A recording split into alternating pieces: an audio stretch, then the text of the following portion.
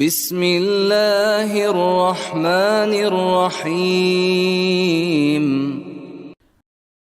واتل عليهم نبأ ابني آدم بالحق إذ قربا قربانا فتقبل من أحدهما ولم يتقبل من الآخر قال لأقتلنك قال إنما يتقبل الله من المتقين.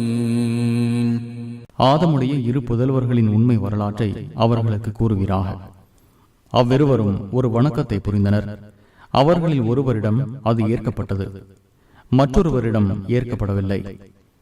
நான் உன்னை கொள்வேன் என்று ஏற்கப்படாதவர் கூறினார். தன்னை அஞ்சுவோரிடமிருந்தே அல்லாஹ் ஏற்றுக்கொள்வான் என்று ஏற்கப்பட்டவர் கூறினார். لئن بسطت إلي يدك لتقتلني ما